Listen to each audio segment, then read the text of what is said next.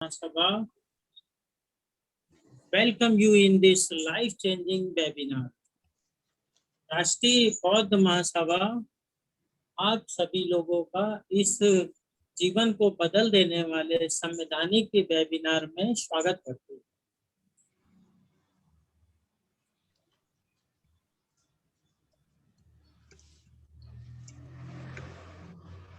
साथियों, यह मेरा डिक्लेरेशन है और ये अधिकतर लोगों को सभी को मालूम है। मैं अपना परिचय और अपनी कुछ कंडीशंस जो है देश के नागरिकों के बीच रखता हूँ, तो निश्चित रूप से इसको आप सब लोग ने देख लिया होगा। मेरा नाम आरसी धीमान है और मैं असिस्टेंट प्रोफेसर हूँ, कानून की शिक्षा मैं देता हूँ। जैसा कि राष्ट्रीय बौद्ध महासभा के द्वारा भारत देश के अंदर लगातार संविधान को निःशुल्क रूप से अनिवार्य शिक्षा के रूप के माध्यम से देश के नागरिकों को पढ़ाए जाने की मांग की जाती रही है, क्योंकि अक्सर ये देखा जाता रहा है कि जो है बड़े से बड़े विद्वान के द्वारा भी संविधान की जानकारी के अभाव में संविधान के प्रावधानों के विरुद्ध वक्तव्य जो है अखबारों में पढ़ने के लिए और जो है अन्य मीडिया के माध्यम से देखने को मिलते रहते हैं अक्सर। तो ऐसा प्रतीत होता है कि संविधान की अज्ञानता के कारण यह व्यक्ति ऐसा कह रहा है। तो राष्ट्रीय स्तर पे जो है देश के सभी नागरिकों को शिक्षा के माध्यम से भारत के संविधान की शिक्षा दी जानी चाहिए। साथियों, जो एक कास्ट फैक्टर भारत देश के अंदर है, जैसा कि आप लोग जानते हैं कि राज्य के नीति निर्देशक तत्वों के ऊपर चर्चा हो रही है और राज्य के नीति निर्देशक तत्वों को राज्य के ऊपर यह दायित्व डाला गया है कि वह भारत के नागरिकों का सामाजिक, आर्थिक, राजनीतिक, सांस्कृतिक रूप से कल्याण करे। और कास्ट जाति एक ऐसा फैक्टर है जिसकी वजह से जाति ऊंच नीच की भावना के कारण कल्याण की भावना कहीं ना कहीं पूरे भारत देश में प्रभावित होती रहती है और अकल्याणकारी कृत्य एक भारत के नागरिक के द्वारा दूसरे भारत के नागरिक के प्रति जो है होते रहते हैं। ये घटनाएं भी सुनने में आती रहती है। तो ये जातियां जो है भारत देश के अंदर किस तरीके से अकल्याणकारी हैं और राष्ट्र विरोधी है, जिसकी वजह से जो है राष्ट्र का और भारत के नागरिकों का विकास जो आज हो जाना चाहिए था वो नहीं हो पाता है और विकास अवरुद्ध होता है। जाति के संबंध में मैंने बात कही है, इसको आगे लेके हम बाद में चलेंगे। आज जो राज्य के नीति निर्देशक तत्वों में है वह यह है कि काम की न्याय संगत और मानवोचित दशाओं का तथा प्रसूति सहायता का उपगम। आर्टिकल 42 के अंदर जो हेडिंग है वो जो कार्य है उस कार्य की जो स्थितियां हैं वो मानवोचित होनी चाहिए और न्याय संगत होनी चाहिए। दूसरा, जो स्त्रियां हैं उनकी जो मैटरनिटी है उसके संबंध में उन्हें सहायता प्रदान करने के लिए राज्य को डायरेक्शन दिया गया है। 2 बिंदुओं पे क्या डायरेक्शन दिया गया है कि राज्य काम की न्याय संगत और मानवोचित दशाओं को सुनिश्चित करने के लिए और प्रसूति सहायता के लिए उपबंध करेगा। तो यहाँ पर दो बातें हैं। राज्य काम की न्याय संगत और मानवोचित दशाओं को सुनिश्चित करने के लिए,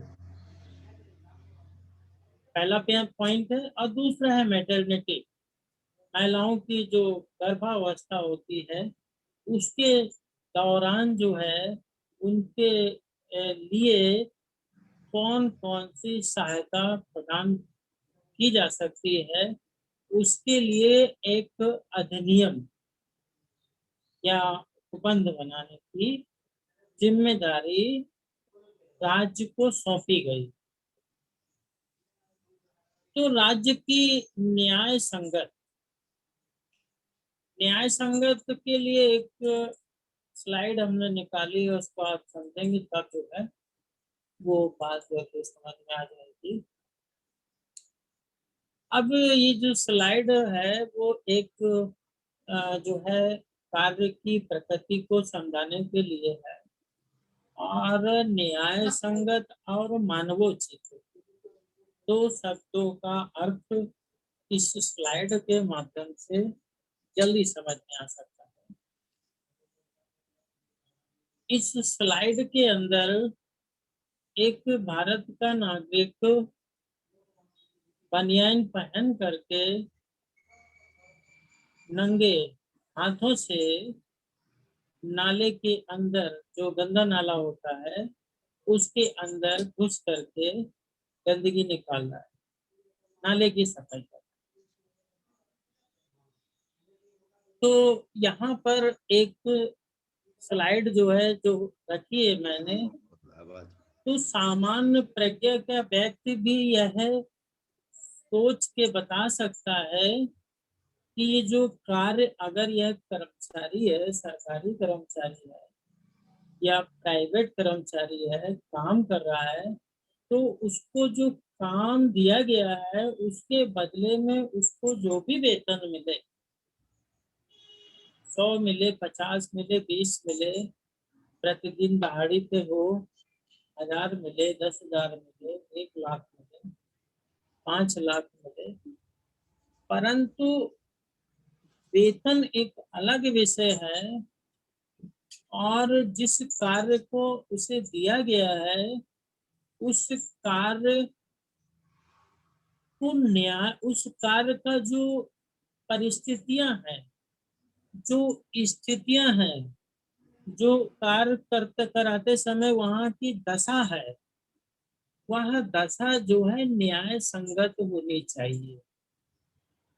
न्याय संगत से ऐसे है, क्या यह व्यक्ति के साथ जिन दशाओं में ये काम कर रहा है ये न्याय संगत है? तो सामान्य प्रज्ञा के व्यक्ति भी यह कह सकता है कि ये जो जिस दशा है, जो स्थिति है, इसकी जो परिस्थिति है, जिस परिस्थिति में ये काम कर रहा है वो न्याय संगत नहीं। और मानवोचित से आशय ये है कि जो मानव काम कर रहा है उसको मानव वाली दशाओं में उससे काम कराया जाए। यहाँ पर स्लाइड में बाद में आएंगे, अब हम लोग प्रीवियस पे चलते हैं। तो काम की न्याय संगत और मानवोचित, मानव को मानव वाली दशाओं में काम कराया जाए। काम किसी भी स्थिति में ना कराया जाए कि आपको तो काम करना है, आपको तो काम करना है, ऐसा नहीं होना चाहिए। मानवोचित स्थितियां, मानवोचित स्थितियां से मतलब है कि उसको मानो, कैसी स्थिति मिलनी चाहिए, यहाँ पर ये महत्व है। तो दो शब्दों में पहली न्याय संगत दशाएं होनी चाहिए, दूसरी मानवोचित दशाएं होनी चाहिए। अब न्याय संगत से आशय जो है, अगर हम इस स्लाइड को आगे बढ़ाएं और इस स्लाइड को देखें और उसके बाद जो है हम नेक्स्ट स्लाइड देखते हैं, तो हम देखते हैं कि कालांतर में कर्मकार प्रतिकार अधिनियम 1923 में आया था। सन 1923 में जब भारत में ब्रिटिश का शासन था, तब यह अधिनियम 1923 में बना था ब्रिटिश भारत में।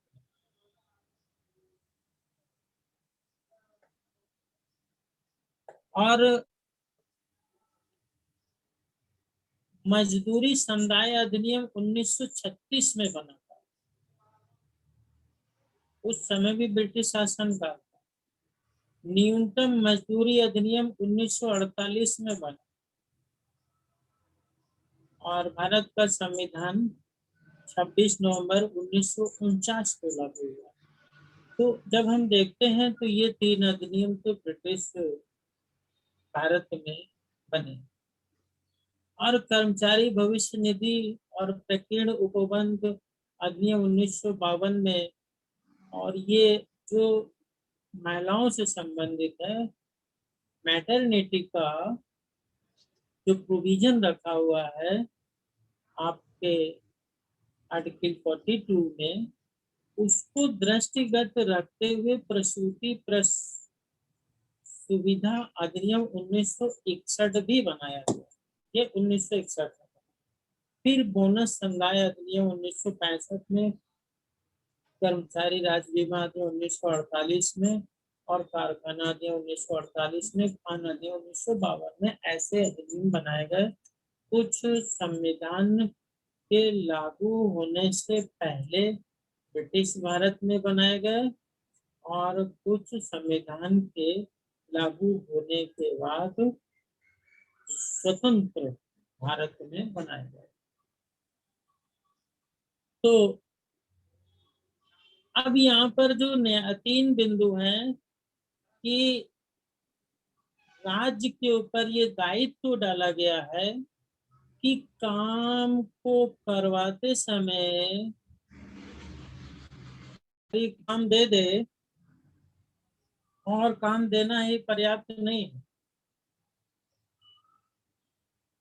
काम की दशा का न्यायोचित होना भी और मानव होने के नाते मानव की दशा का उचित होना भी आवश्यक है।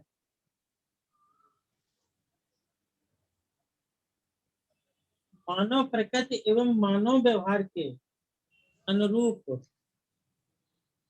उसकी दशा होनी चाहिए। अब एग्जाम्पल के रूप में इस स्लाइड को से आपको सारी बातें समझ में आ जाएगी कि यह जो व्यक्ति है नाले के अंदर जाकर के काम कर रहा है, तो जब हम इसको न्यायोचित कहें, अगर काम कराते समय हम कहें कि ये जो मानव है और जो काम कर रहा है, इसके लिए जो है ये दशा न्यायोचित है, तो ये न्यायोचित नहीं मानी जाएगी। न्यायोचित क्या हो सकती है कि काम कराते समय इस व्यक्ति की सुरक्षा को प्राथमिकता दी जाए। सुरक्षा से आशय ये कि अगर ये गिर जाए तो कम से कम रस्सी से तो बंधाओ, किसी चीज से तो ये सुरक्षित हो। हाथों में दस्ताने होने चाहिए, यहाँ तक ये दस्ताने होने चाहिए। पूरे कपड़े ऐसे होने चाहिए जिससे इसके ऊपर ये इन्फेक्शन का इफेक्ट ना हो। जैसे कि आजकल कोविड-19 से जो है, आजकल जो कोविड-19 है एक महामारी है, उससे बचाने के लिए हमारे देश के डॉक्टर्स जो काम कर रहे हैं, उनके लिए एक स्पेशल किट की व्यवस्था की जाती है, जिसको वो पहनते हैं, तब जो है मरीजों का उपचार करते हैं। तो वहाँ जो है जो उनके कार्य करने की दशा है, जिसमें उनके प्राणों की सुरक्षा की व्यवस्था की जाती है, वह न्यायोचित दशा है।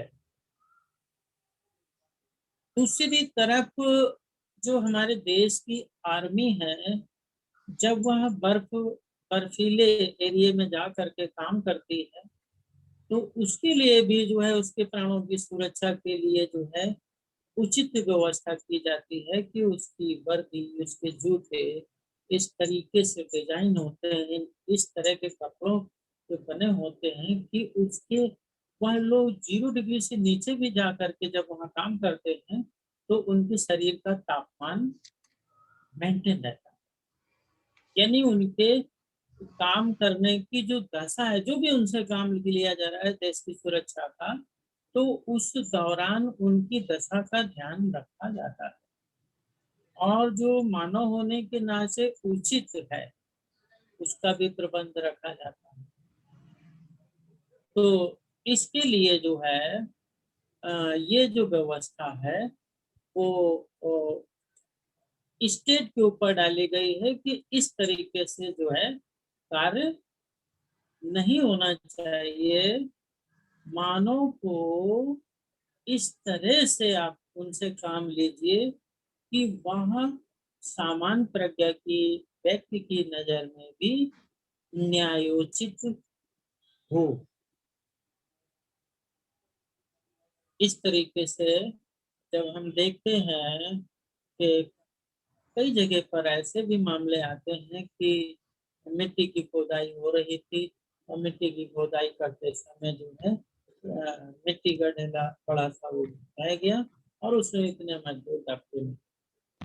इसका मतलब है कि काम करते समय जो काम की दशा है उसका ख्याल नहीं रखा गया है।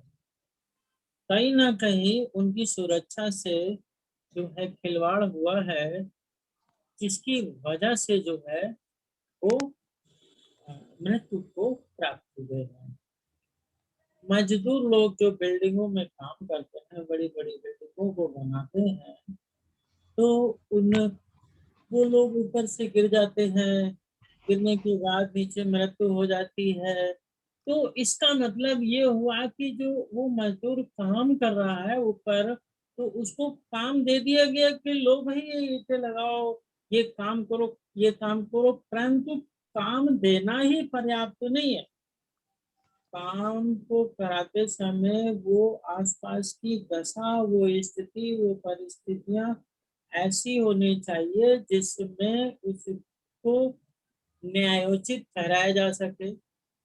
जैसे इतनी ऊंचाई पर 20 माले पे जो है कोई व्यक्ति को पोताई के लिए लगा दिया है, किसी जो है गवर्नमेंट बिल्डिंग में मान लीजिए टेंडर निकला, ठेकेदार ने जो है ठेका लिया और जो है पुताई के लिए लगा दिया और वो पुताई कर रहा है। पुताई करते करते जो है वो सीढ़ी से नीचे गिर गया और उसकी मृत्यु हो गई। तो ऐसी जो घटनाएं ना घटे, इसलिए ये प्रोविजन बनाया गया है कि सिर्फ काम दे देना ही पर्याप्त नहीं है, काम के साथ साथ उन दशाओं को भी निर्धारित करिए जो कि न्यायोचित हो। जैसे कि नीचे आप जाल लगा दीजिए, जाल लगवा दीजिए। दूसरा, खुदाई करते समय जो है उस व्यक्ति के जो है बंधन बांध दीजिए और उसको ऊपर जो है कहीं पे लटका दिया जाए कि काम करते समय अगर उससे चूक होती है तो वो गिरे नहीं और मरे नहीं, और बंधन खुल भी जाए तो नीचे जा। इस तरीके से हर कर्मकार के लिए उसके दशाओं को सुनिश्चित करने का प्रोविजन बनाया जाए। तो ये जो है आप देखिए कि कर्मकार प्रतिकार अधिनियम 1923 बनाया गया। इसके अनुसार जो है उनसे काम लेना है प्रोविजंस के अनुसार। इस मजदूरी संदाय अधिनियम 1936, न्यूनतम मजदूरी अधिनियम 1948, कर्मचारी भविष्य निधि प्रकीर्ण उपबंध अधिनियम 1952 ये बनाए। ओप्पो A15 ये लाइनिंग मत करो इसमें। तो ये जो दशाएं हैं, इन दशाओं के ऊपर स्टेट को अधिनियम बनाने हैं। ये जो जन प्रतिनिधि चुन करके जाते हैं, इनका ये दायित्व तो है कि ये जो है पार्लियामेंट में और विधानसभाओं में ऐसी स्थितियों से होने वाली मौतों से बचाने के लिए पार्लियामेंट के अंदर प्रस्ताव रख के एक जो परिस्थितियां हैं उनको दूर करने के लिए अधिनियम बना। और जब अधिनियम बन जाए तो वो अधिनियम लागू होगा, और जब वह अधिनियम लागू होगा तो फिर ऐसी मौतें नहीं होंगी। तो इसके अलावा जो है एक चीज और समझा देना चाहता हूँ कि ये जो मानवोचित दशा है वो क्या है। मानवोचित दशा के संबंध में मैं एग्जाम्पल देता हूँ। एक आपको स्लाइड दिखाता हूँ ऑनलाइन।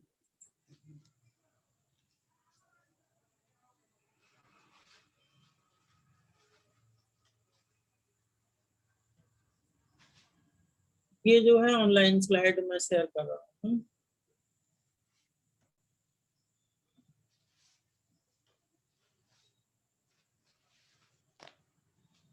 ऐसा प्रतीत हो रहा है कि आई नहीं।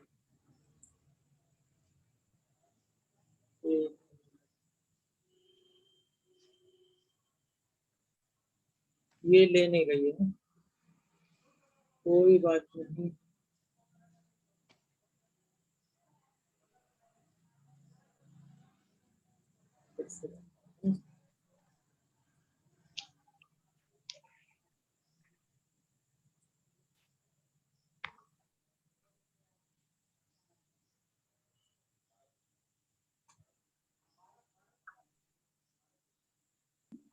खैर ये जो है शेयर नहीं हो रही है, कोई बात नहीं, मैं ऐसे ही समझाता हूँ आपको।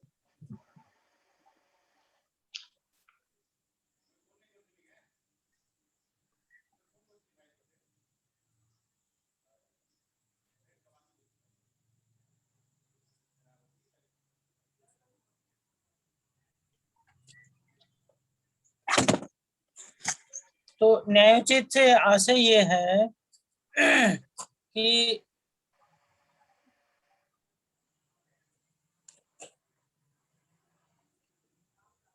एक बार और ट्राई करते हैं।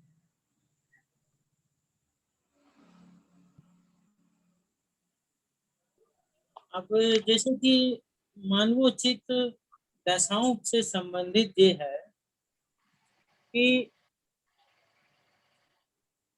कोई कारखाना है, कहीं पर जो है मान लीजिए कि कोई कारखाना है और उस कारखाने में कोई काम मान लीजिए हो रहा है। जैसे मान लीजिए कि एग्जाम्पल के रूप में हम ये मान लें कि खिलौने बन रहे हैं, बच्चों वाले खिलौने। तो इन बच्चों वाले खिलौनों में कर्मचारी लोग जो काम कर रहे हैं, उन कर्मचारियों की क्या स्थिति है। कर्मचारियों की ये स्थिति है कि वो काम कर रहे हैं और उनके बगल में मान लीजिए कि बहुत ही जो है पानी पड़ा हुआ है, गंदा पानी पड़ा हुआ है, और वो साफ नहीं किया गया है, जिसकी वजह से उसमें बैड स्मेल आ रही है। और उस बैड स्मेल के साथ साथ वहां पर मच्छर भी उत्पन्न हो गए।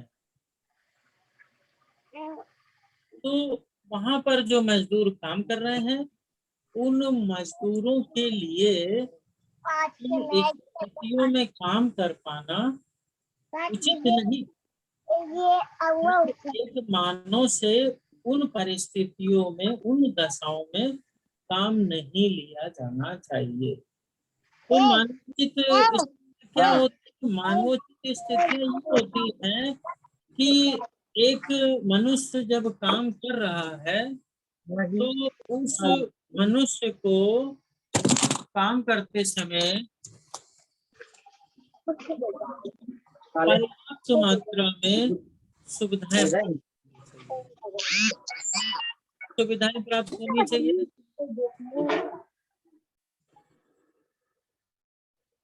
आसपास का एटमॉस्फेयर साफ सुथरा होना चाहिए, यानी जो फर्श है वो साफ होना चाहिए। और एयर एयर भी जो है वेंटिलेशन होना चाहिए, एक तरफ से आए तो दूसरी तरफ जाए।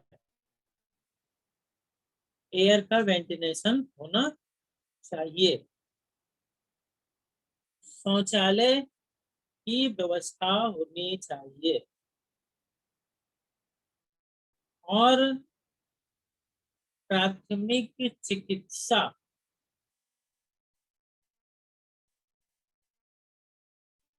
की भी व्यवस्था होनी चाहिए। तो ये जो सारी व्यवस्थाएं हैं,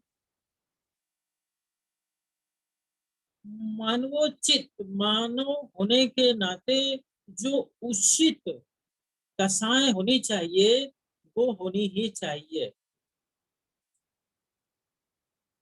यही है इसका मुख्य बिंदु। अब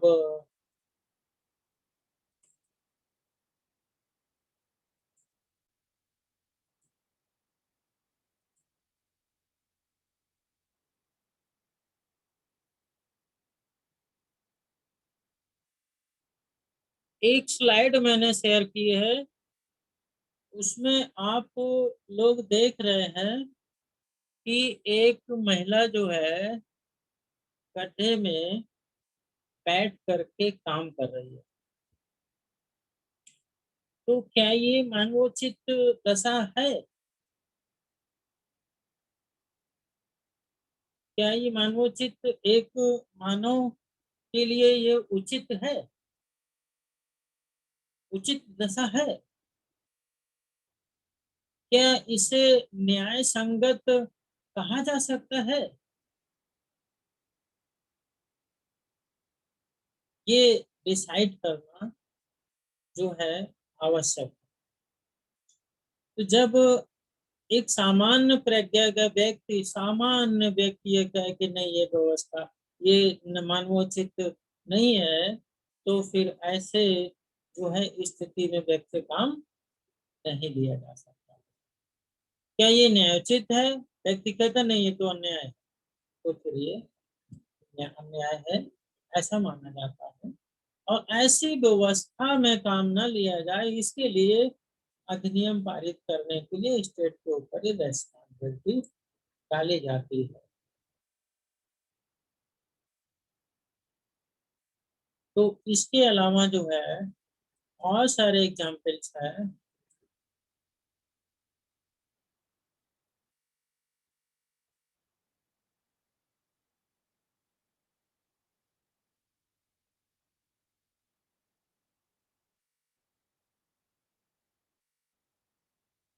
आप देख रहे हैं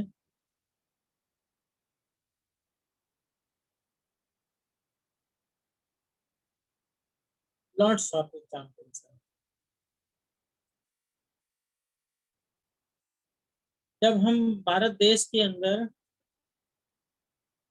देखते हैं तो ऐसे सैकड़ों एग्जाम्पल्स आज भी नजर आ जाते हैं कि जो काम की दशाओं को न्यायोचित और मानवोचित नहीं ठहरा पाते हैं। तो ऐसी स्थितियों से निपटने के लिए समय समय पर स्टेट द्वारा ब्रिटिश भारत से पूर्व, ब्रिटिश भारत के बाद स्वतंत्र भारत में ये अधिनियम पारित किए गए। अब जैसे इसमें लिखा है कर्मकार प्रतिकार अधिनियम 1923, मजदूरी संघ अधिनियम 1936, न्यूनतम मजदूरी भी तय कर दी गई, फंड भी तय कर दिया। और ये जो प्रसूति प्रेस सुविधा अधिनियम 1961 है, उसके संबंध में भी जो है ये प्रोविजन कहता है कि प्रसूति सहायता का उपबंध, यानी जब स्त्री की स्थिति ऐसी होती है कि वह गर्भावस्था से होती है, तो उसके जो है शरीर की सुरक्षा अति आवश्यक होती है, ताकि उसके गर्भ में जो बच्चा है उसका जीवन भी सुरक्षित रखा जा सके। तो उस अवस्था में उसकी सहायता के लिए क्या उपबंध है, क्योंकि पहले क्या होता था, जो है 1961 से पूर्व की क्या स्थितियां थी कि जब यह नहीं था अधिनियम, प्रसूति अधिनियम, तो जो है महिला बेचारी प्रेग्नेंट भी है और जो है वो काम भी कर रही है, तो उसकी भी मृत्यु हो रही है और उसके जो है गर्भ में पल रहे बच्चे की भी मृत्यु हो रही है। तो ऐसी स्थितियां में क्या उनसे काम लिया जाना चाहिए अथवा नहीं लिया जाना चाहिए? तो उसमें फिर मैटरनिटी लीव का भी प्रोविजन है कि उस उन दशाओं में महिलाओं को छुट्टी प्रदान कर दी जाए। और जो है छुट्टी भी इस तरह से प्रदान की जाती है कि वह वेतन सहित छुट्टियां होती हैं, वेतन उन्हें प्राप्त होता है। तो इस संबंध में एक केस है जिसको मैं आप लोग के सामने शेयर करता हूँ।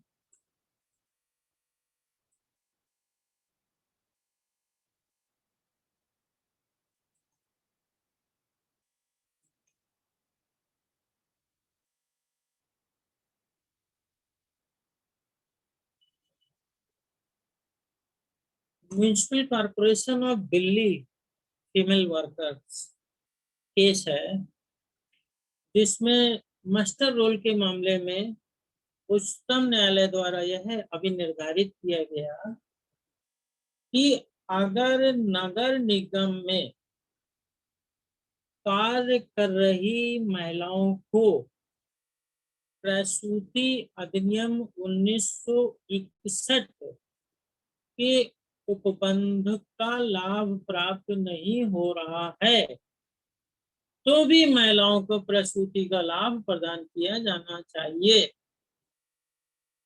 कहने का मतलब है कि in the interest of the welfare of the women, Supreme Court has decided that provide the benefit according to Act 1961, जो 1961 में एक्ट महिलाओं के लिए लाया गया है, उसके अनुसार लाभ प्रदान करिए, भले ही उसमें प्रोविजन। इस तरीके से यह जो अनुच्छेद 42 है, यह स्टेट के ऊपर यह लायबिलिटी डालता है कि आप ये जो मैंने स्लाइड दिखाई है आप लोग को, इस तरीके की जो परिस्थितियां हैं और दशाएं हैं, उनसे अपने कर्मकारों को बचाएं और मानव के लिए जो उचित दशाएं हैं, उन उचित दशाओं में ही उनसे कार्य कराया जाए, और जो उचित दशाएं हैं, स्टेट द्वारा जो ऐसे कर्मकारों के लिए जो उचित दशाएं निर्धारित की जाती हैं, वह उचित दशाएं न्यायोचित होनी चाहिए। ये दो बातें हैं। अब जो है महिला प्रसूति का भी मामला हो गया, तो आर्टिकल जो है 42 यहाँ पर कंप्लीट होता है। और एक बात जो है मुझे याद आ रही है, बाबा साहब डॉक्टर भीमराव अंबेडकर की कही हुई कि संविधान चाहे जितना अच्छा हो, अगर उसको लागू करने वालों की मंशा अच्छी होगी तो संविधान सफल होगा।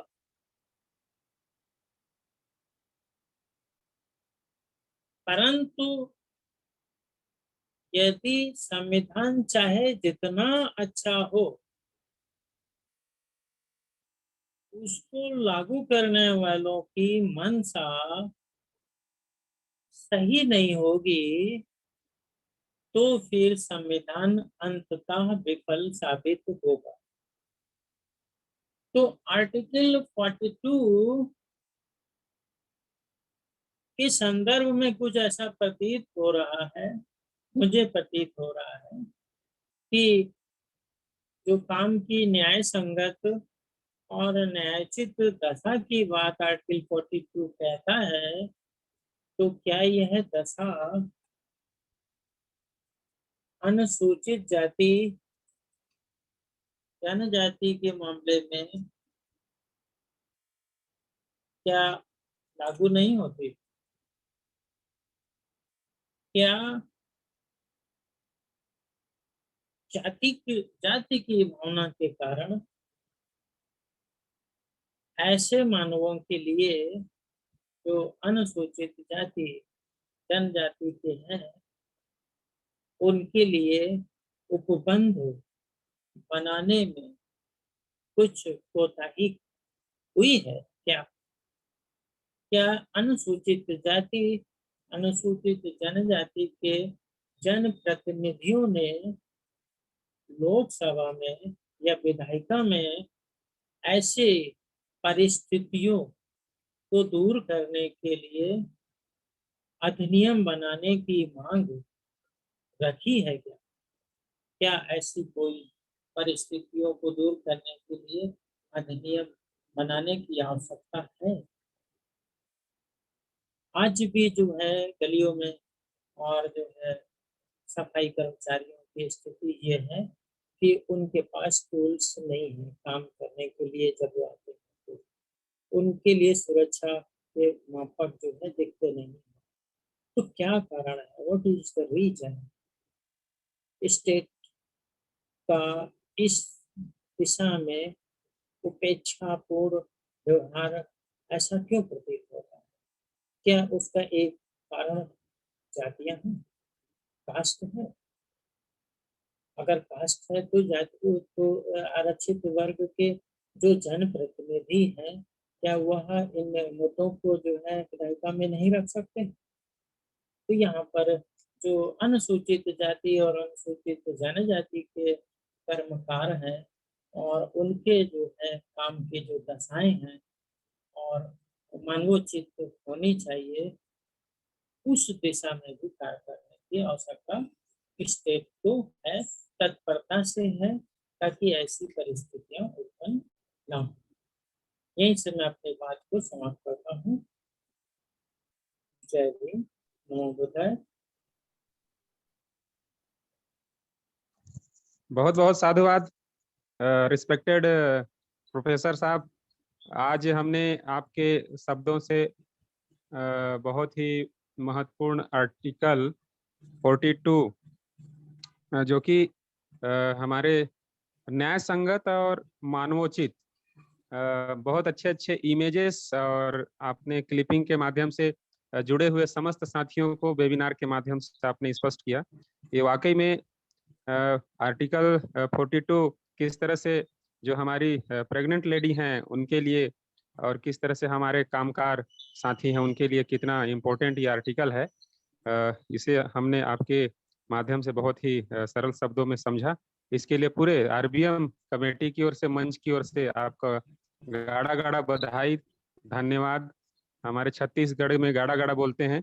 बहुत बहुत साधुवाद। इस महत्वपूर्ण आर्टिकल को आपने प्रस्तुत किया। मैं चाहूंगा कि इस प्रस्तुति के बाद, इस प्रबोधन के बाद हमारे आज के कार्यक्रम की अध्यक्षता कर रहे माननीय हमारे उड़ीसा से, संबलपुर से नेपालेश्वर तांडे साहब, निवेदन है आप आए और अध्यक्षीय प्रबोधन हमारे जुड़े हुए साथियों के बीच में प्रस्तुत करेंगे। माननीय तांडे साहब।